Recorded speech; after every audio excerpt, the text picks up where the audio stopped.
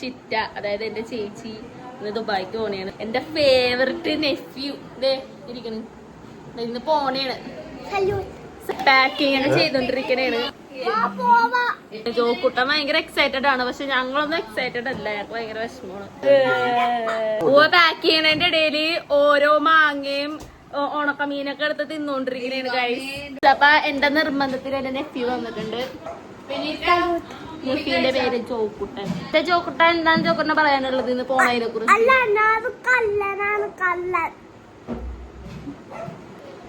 കുറച്ചു മുന്നേ super ban ആയിരുന്നു. സൂപ്പർ ബാൻ അങ്ങനെ ഒരു കള്ളനായി, അതിനുശേഷം ഒരു വേട്ടക്കാരനായി ഗൈസ്. എന്താണ് ഗൈസ് അതിനെ പറ്റി പറയാനുള്ളത്? അവൻ ഭയങ്കര എക്സൈറ്റഡ് ആണ് കേട്ടോ. ഈ സാധനത്തിനും പാക്ക് ചെയ്ത് വെച്ചിട്ടുണ്ട്. പൂക്കുട്ടൻ നേരത്തെ വണ്ടി കയറി ഇരിക്കണേണ്. അവൻ എങ്ങനെയെങ്കിലും ദുബായിൽ എത്തിയാൽ മതി അവരുടെ ഡാഡിയുടെ അടുത്ത്.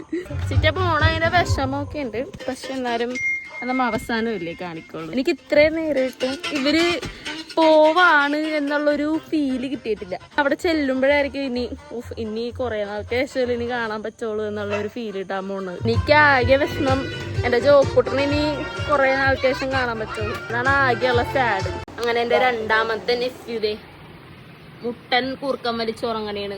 ആളറിഞ്ഞിട്ട് പോലുമില്ല ദുബായിക്ക് പോകണേണെന്ന്. മറ്റവനെ അറിയേക്കണ ചെയ്യാ, ഇവന് അതിന്റെ ഒരു ബോധം പോലില്ല.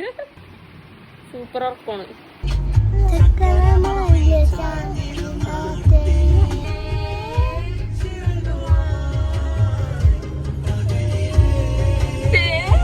എക്സ്പ്രഷനാണ്.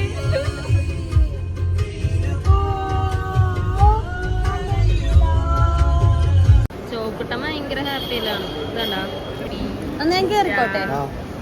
ഓൾറെഡി 12:04 11 മണിക്ക് കയറേണ്ടതാ.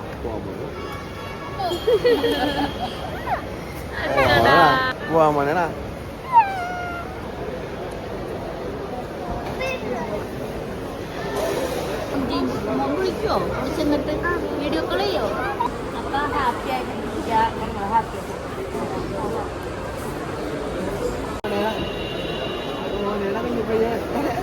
പിന്നെ കല്യാണത്തിനാണ് എല്ലാ ഡേറ്റ് ഒക്കെ സെറ്റ് ആക്കാൻ പറയാ. അച്ചടാ